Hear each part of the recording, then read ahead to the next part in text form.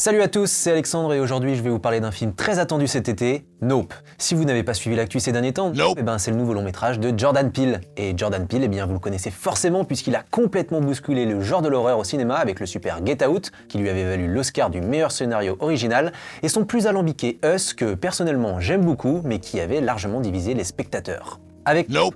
Promis, c'est la dernière fois que je le fais, Jordan Peele met donc en scène son troisième long métrage et arrive un peu au premier tournant de sa jeune carrière de cinéaste. Après un premier film salué par la critique et le public, et un deuxième film loin d'avoir fait l'unanimité, Nope pouvait donc être deux choses, soit le film de la confirmation pour Jordan Peele, soit celui de sa dégringolade. Que la réponse soit très claire, Nope est pour moi celui de la confirmation. C'est un petit bijou qui prouve bien que Jordan Peele a de l'or entre les mains et qu'il est l'un des cinéastes les plus pertinents et originaux du moment à Hollywood. Et oui, même s'il rate parfois quelques éléments dans son Nope, son troisième film mérite d'être vu par le plus grand nombre et surtout sur grand écran. Alors, pour vous résumer Nope, je vais essayer de faire très court afin de vous en dire le moins possible sur l'intrigue, parce que moins vous en saurez, plus vous pourrez apprécier la manière dont Jordan Peele s'amuse avec les codes du cinéma et s'amuse surtout avec vous en tant que spectateur. En tout cas, tout ce que je vais vous dire dans cette vidéo est visible dans les bandes annonces dévoilées par la promo du film, donc si vous ne les avez pas vues, je vous conseille d'aller voir tout de suite le film avant de m'écouter, et pour les autres qui les ont vus ou veulent se spoiler juste, c'est parti. Donc Nope, ça raconte l'histoire des frères et sœurs O.J. et Emerald Haywood, joués par Daniel Kaluuya et Keke Palmer.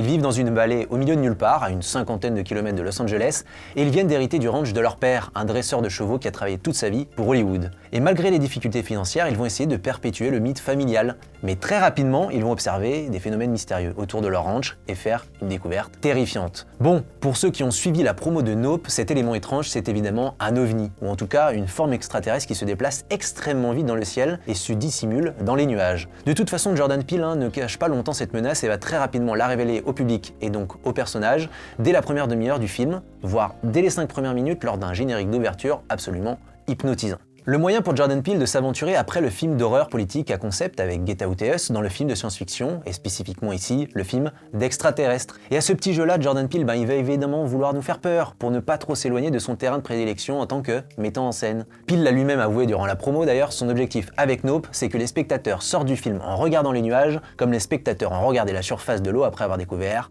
les Dents de la Mer. Bah oui, les Dents de la Mer est d'ailleurs une influence évidente dans ce Nope, le film rendant un nombre incalculable d'hommages à Papa Spielberg, entre le fameux film de requin ou l'inévitable rencontre du troisième type. Mais heureusement, Jordan Peele ne se contente pas de citer son illustre père. Ce qui est passionnant avec Jordan Peele, c'est qu'il va toujours tenter de renverser ou moderniser les codes établis par ses prédécesseurs pour mieux déjouer les attentes des spectateurs, qui sont très largement habitués aux règles des films de genre, comme pour les films d'extraterrestres ici avec Nope. Et c'est l'une des grandes forces du film, la capacité de Jordan Peele à venir nous surprendre, venir nous émouvoir, nous effrayer ou nous faire rire à des moments inattendus, et à travers une histoire qu'on pensait déjà connaître. Car dans un premier temps, Nope ressemble à un film de science-fiction classique et avance sur un chemin balisé. Jordan Peele confronte petit à petit ses personnages et donc le spectateur à cette menace extraterrestre avec des scènes qu'on espère tous voir dans un film d'Alien. Pour moi, une scène symbolise vraiment cette idée lorsque O.J., le personnage de Daniel Kaluuya, va vivre une belle frayeur dans les écuries de son ranch à cause d'une satanée lumière qui s'allume toute seule. Mais à partir du moment où Jordan Peele nous donne ce qu'on attendait, le film bascule pour nous plonger dans des contrées inédites ou plus expérimentales. Nope devient une véritable expérience de cinéma, beaucoup plus consistante qu'elle ne le laissait croire dans ses premiers actes. Difficile d'en dire plus sans trop en révéler, donc je vais faire rapide sur cette partie, mais Nope a l'immense qualité de nous emmener là où on ne s'y attend pas, grâce à une narration très imprévisible, pleine de ruptures de ton, des personnages loin d'être les caricatures qu'on pouvait imaginer, et une ingéniosité folle dans la mise en scène de Jordan Peele. Get Out a trop souvent été relégué à son super scénario original, mais dès ce premier film, Jordan Peele démontrait un vrai talent de metteur en scène, créant de vraies images de cinéma et de grands moments de tension en quelques plans, en quelques secondes. C'était la même chose avec Us, dont les mouvements de caméra venaient capter la peur ou la surprise de ses personnages devant ce qu'ils découvraient. Et bien avec Nope, Jordan Peele passe encore un cran au-dessus. Impossible de vous décrire toutes les images qui me viennent en tête en repensant au film sans trop vous spoiler, mais plusieurs idées visuelles et sonores sont absolument fantastiques. Plusieurs séquences resteront gravées dans vos mémoires et dans les miennes après la séance dans le monsieur film du jamais vu dans Nope, surtout lors d'une séquence pluvieuse qui va vous donner de sacrés frissons. Il faut dire que Peele, il est superbement accompagné avec la présence de Hoyte van Hoytema à la photo, soit le chef-op derrière la photo au hasard, de Interstellar, Ad Astra ou Heure, et son fidèle compositeur Michael Abels à la musique, sans laquelle l'ambiance ne serait clairement pas la même. Bref, Jordan Peele livre un vrai grand spectacle dans la lignée des blockbusters d'antan avec ce Nope, grâce évidemment à un budget bien plus important que ses précédents films, mais surtout grâce à son ingéniosité. Peele continuant à faire, en sous-texte, un film ultra politique. Et oui, si vous pensiez que Jordan Peele allait vous donner un simple divertissement popcorn avec Nope, c'était très mal connaître son cinéma. Jordan Peele continue évidemment à parler de violence, de racisme ou de l'American Dream à travers une satire sociale explosive.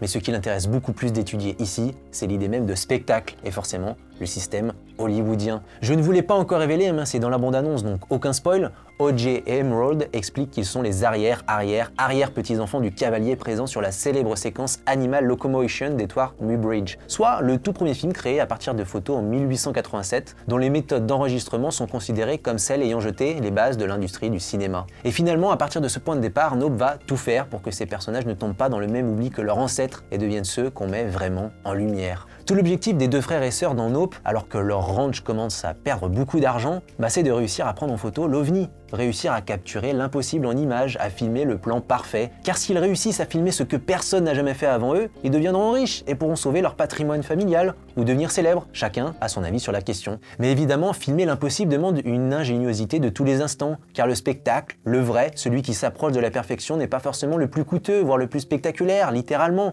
mais plutôt celui qui est le plus sincère, le plus pur, celui qui regorge d'amour pour ce qu'il cherche à capter et à transmettre. C'est à ce moment-là que Jordan Peele fait littéralement sa guerre des mondes, une guerre artistique ici qui oppose d'un côté un Hollywood sans âme, régi par l'argent et se transformant peu à peu en véritable parc d'attractions. Évidemment, on pense au mastodonte de Disney.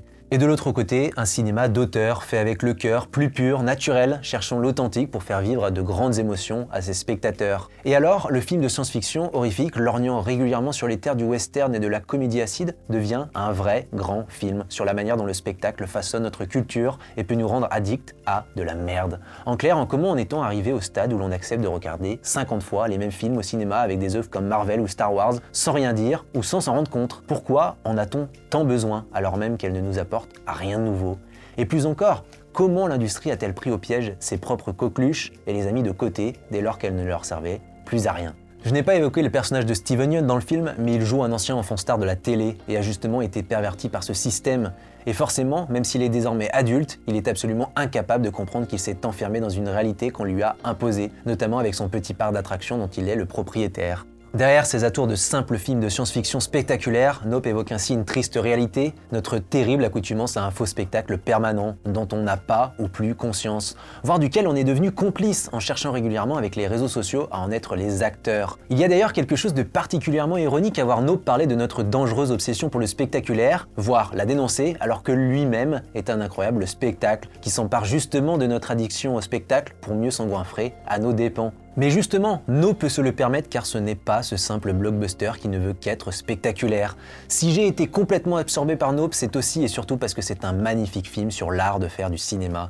Celui qui se démène pour capter le vrai merveilleux, quitte à faire des sacrifices. Un cinéma qui est conscient que ce sont aussi les petites mains, ces techniciens talentueux mais anonymes, comme les dresseurs d'animaux, les chefs opérateurs, les experts en effets spéciaux, qui créent les images inoubliables qu'on voit à l'écran, alors que eux sont toujours invisibles. En cela, Nope se termine probablement avec deux des plus beaux plans de ces dernières années, venant boucler tout un pan de l'histoire de la famille Heywood d'un côté, et revenant en même temps à l'essence même du cinéma, dans sa forme la plus pure, la plus primitive, pour en dévoiler sa vraie magie. Bref, je pourrais vous parler des heures de mon amour pour Nope que j'ai extrêmement hâte de revoir au cinéma et que j'espère vous irez voir en salle si ce n'est pas déjà fait quand vous regardez cette vidéo, mais pour éviter les spoilers, je suis obligé de m'arrêter là. C'était donc mon avis sur Nope de Jordan Peele, mais avant de conclure, un point important que vous trouvez sans doute un peu chiant, mais sans lequel on ne pourrait pas vous faire autant de superbes vidéos et de super articles, je vous rappelle qu'Écran Large a besoin de votre soutien pour vivre. Alors si vous voulez nous aider et que vous en avez les moyens, ce soutien passe par un abonnement sur le site. Un abonnement qui, en plus de nous aider, vous donne le droit à quelques privilèges, notamment celui d'accéder à des dossiers exclusifs, plutôt très excitants. Récemment, on a eu un retour étonnant sur Jeux d'enfants ou un dossier sur le super Crime à froid, par exemple. Le lien vers cet abonnement est en description de cette vidéo. Voilà, merci de m'avoir regardé jusqu'au bout. N'hésitez pas à liker cette vidéo, à la commenter, à la partager, à nous dire à quel point vous aimez ou détestez Jordan Peele,